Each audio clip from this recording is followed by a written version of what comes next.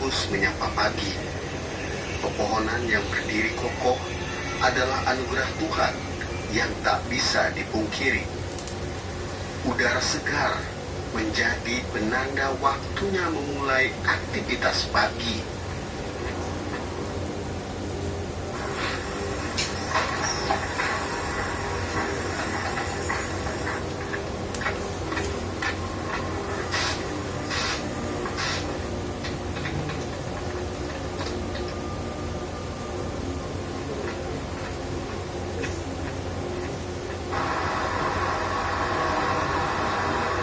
Inilah keseharian masyarakat Dayak di Desa Tapinbini yang berada dalam Kabupaten Lamandau, Provinsi Kalimantan Tengah.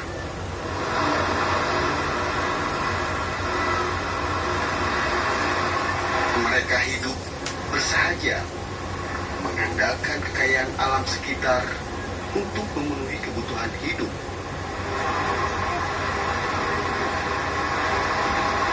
Warga masyarakat yang mencari ikan di sungai dengan peralatan jala ikan sederhana menjadi pemandangan biasa.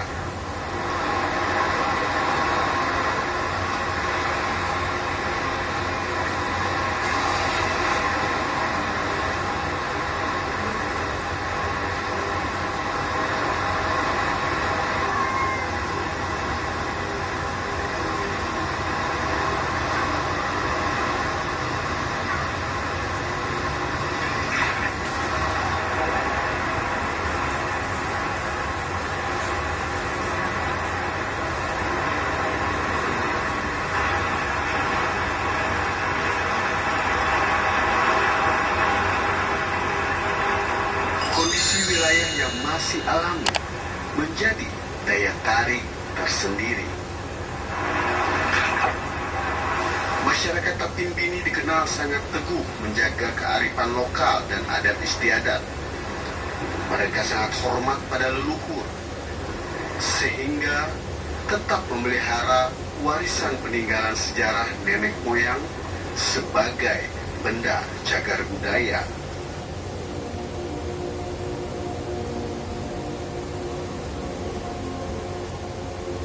Dari catatan-catatan kecil yang peninggalan dari tetua-tua kampung, rumah yang dibangun urutan keempat semenjak desa atau tempat ini dibangun. Rumah yang pertama dibangun adalah rumah Tompu Pangulan.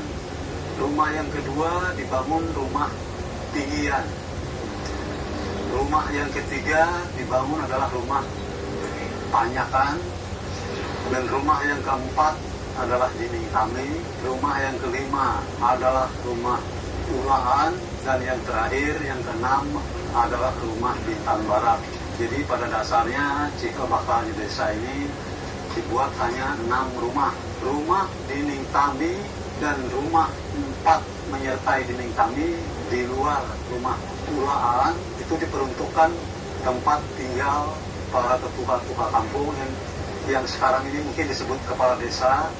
Kalau pada eranya zaman dulu itu tidak ada kepala desa, yang ada adalah tetua. Merupakan tempat tinggal yang aman bagi masyarakat setempat, terutama kaum perempuan. Makanya rumah ini dibangun setinggi mungkin karena menghindari dari serangan-serangan musuh. Karena pada zaman itu terutama binatang buas, karena masih hutan, masih dekat dengan perkampungan. Era itu masih zaman-zaman penjajahan, zamannya masih belum tertib lah masalah keamanan. Jadi sangat susah sekali, baik itu sifatnya binatang untuk menjangkau tempat tinggal yang cukup tinggi. Dan yang satu buah rumah, karena pada zaman itu masih berlaku adanya Suka dan Pulut. Kaum Suka yang disebut dengan kaum bangsawan kalau sekarang ini. Sedangkan kaum Pulut itu kaum pekerja, buruh kasar, pesuruh. Nah, satu rumah yang dibuat khusus untuk peruntukan Pulut yaitu namanya rumah Ulaan tadi. Tahun dibangunnya itu tahun 1811.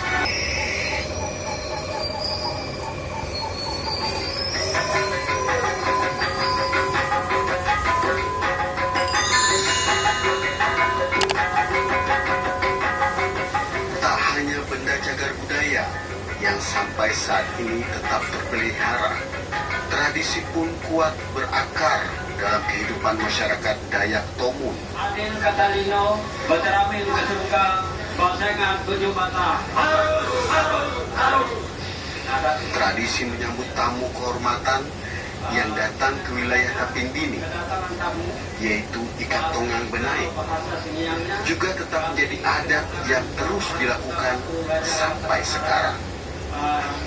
Tradisi ini untuk mendoakan agar para tamu tetap dilindungi oleh Tuhan dan dijauhkan dari mara bahaya. Kami harus menyambut dengan adat.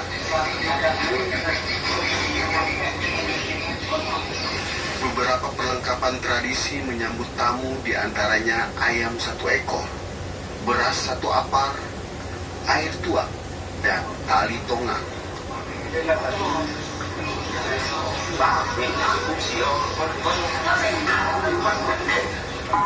Tamu duduk di atas go, mulai kepala dan tubuh dibalut dengan kain batik, kemudian mulai mengikuti ritual.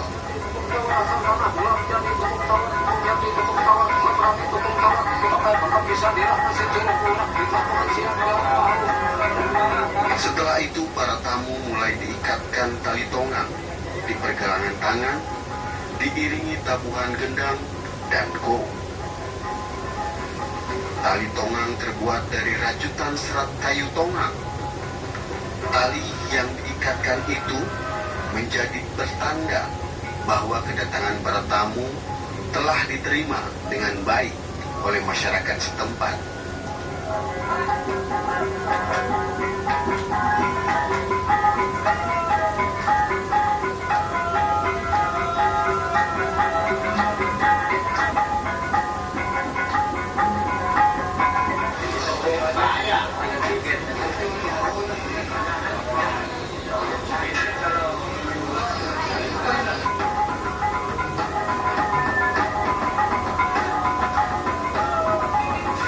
Tradisi ini semua dimaksudkan agar para tamu selamat sampai tujuan dan tidak terjadi sesuatu yang tidak diinginkan.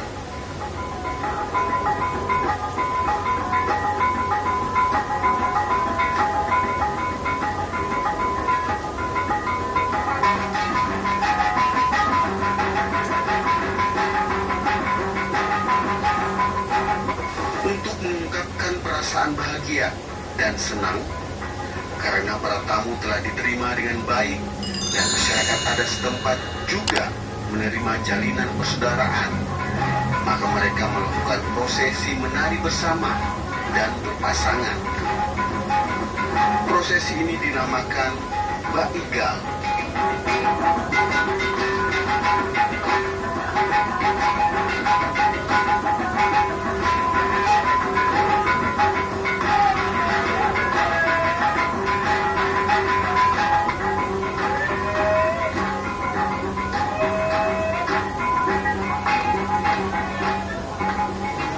Didahului oleh mantir adat, satu persatu mereka menari mengikuti irama gong, kenong, dan gendang yang terpadu serasi dalam ritme lagu bernuansa dinamis.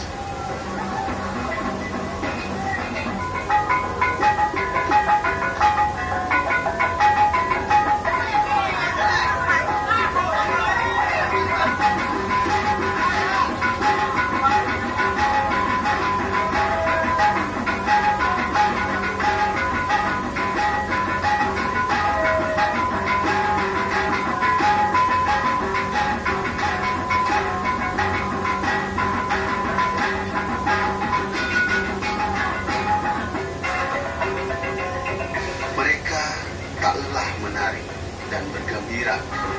Bahkan terkadang waktu tidak terasa berjalan begitu cepat dan usai di ambang tengah malam.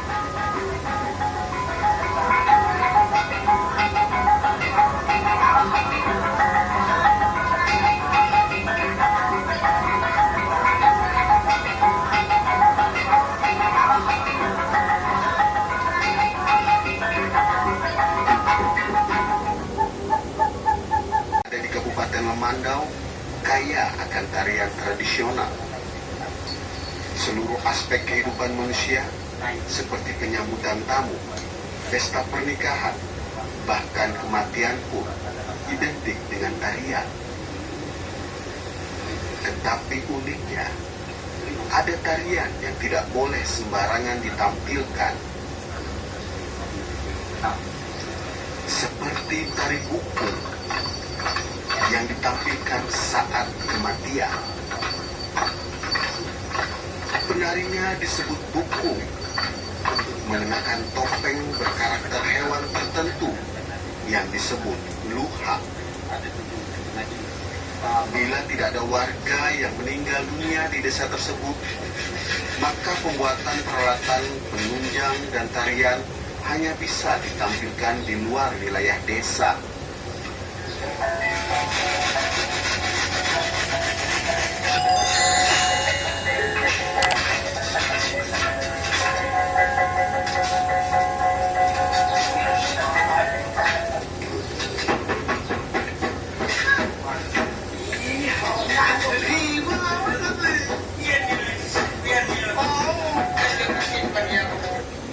Meski saat ini telah menjadi kegiatan tahunan nasional di Kabupaten Lemandau,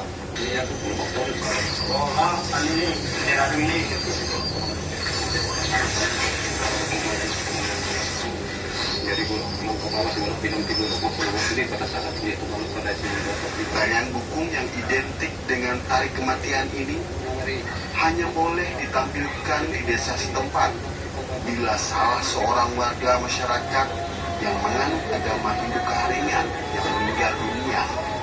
Tari topeng bukung menjadi komponen pada upacara kematian.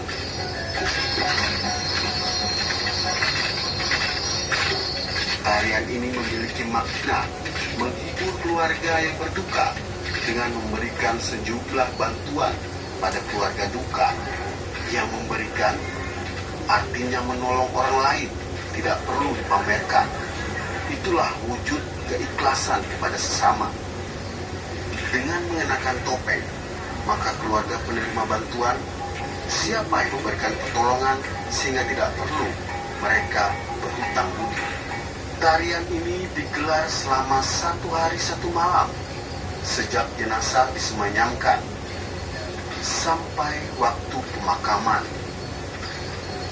Sang penari pun melakukan puasa tidak makan dan tidak minum selama prosesi berlangsung. Hal mistis juga kerap dialami oleh para penari. Sebelum memulai tarian, biasanya mantir telah menghitung jumlah penari. Demikian pula sudah tarian selesai.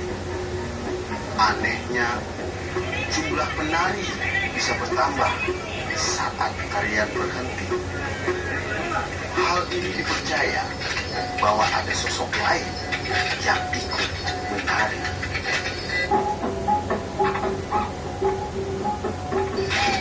Zaman dahulu, topeng tersebut dijadikan sarana untuk berkomunikasi dengan para leluhur atau menangkal roh jahat. Namun kini berbeda. Ritual bukung menjadi simbol kebahagiaan dan kebersamaan. Para bukung menari dan bersukacita, menghibur keluarga yang sedang berduka.